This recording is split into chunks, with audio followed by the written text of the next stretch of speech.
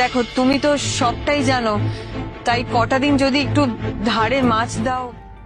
দীপা যখন মাছ কিনতে গিয়ে সেই মাছওয়ালার কাছে বেশ অনেকটা অপমান হয়, ঠিক তখনই কিন্তু সেই দীপা নিজের মনটা খারাপ করে আবারও বাড়ির দিকে চলে আসে। ঠিক তখনই আমরা অপরদিকে দেখতে পারি যে জয় যখন বেশ অনেকটা মন খারাপ করে সোফাতে বসে থাকে, ঠিক তখনই কিন্তু সেই লাবণ্য সেনগুপ্ত অর্থাৎ ছোট লাবণ্য এসে তাকে বলতে থাকে যে তোমার কি হয়েছে, আমাকে বলো তো তুমি এতটা পরিমাণে মন খারাপ করে কান্নাকাটি কেন করছো। ঠিক তখনই কিন্তু সেই জয় ছোট লাবণ্যকে জড়িয়ে ধরে বলতে থাকে যে আমি তো সবার সঙ্গে খারাপ করেছি, আমি তো কারোর সঙ্গে ভালো ব্যবহার করিনি, তাই আমার অনেকটা খারাপ লাগছে। ঠিক তখনই কিন্তু হঠাৎ করে সেখানে সূর্য চলে আসা মাত্রই যেন সেই সূর্য সমস্ত কিছু দেখে জয়কে বলতে থাকে যে আচ্ছা জয়, তুই আমাকে বলতো এই ছোট মেয়েটাকে আর তোর সাথে এর সম্পর্ক কি, তুই সবার আড়ালে এর সঙ্গে এতটা বড় ভালোবাসা দেখাস, এটা আমার মোটেও একদমই সন্দেহজনক হচ্ছে না। তারপর যেন হঠাৎ করে যে জয় সূর্যকে সমস্ত ঘটনা বলতে থাকলে এক পর্যায়ে সেখানে প্রবীর বাবু চলে আসে।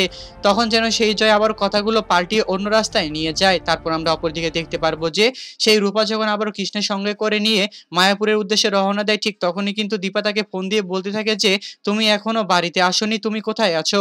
তখন যেন সেই রূপা বলতে থাকে যে আমি তো মায়াপুরের উদ্দেশ্যে রওনা দিয়ে দিয়েছি। কিন্তু কথা বলা চলাকালীন যেন হঠাৎ করে রূপা সে কৃষ্ণকে বলতে থাকে যে তুমি একটু গাড়িটা আস্তে চালাতে পারো না, এখনই তো অ্যাক্সিডেন্ট হয়ে যাচ্ছিল। ঠিক তখনই যেন বাড়ির সকল লোকজন ভেবে নেয় যে এ আসলে কৃষ্ণের সঙ্গে বেরিয়েছে। হ্যাঁ বন্ধুরা, অনুরাগের ছোঁয়া ধারাবাহিক নাটকের আগামী পর্বগুলোতে আমরা ঠিক এমনটাই দেখতে পারবো। আর আপনারা যদি আমাদের চ্যানেলে নতুন হয়ে থাকেন তাহলে চ্যানেলটিকে অবশ্যই একটি সাবস্ক্রাইব করে দিবেন।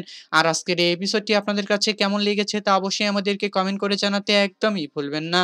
ধন্যবাদ সবাইকে এতক্ষণ আমাদের সাথেই থাকার জন্য।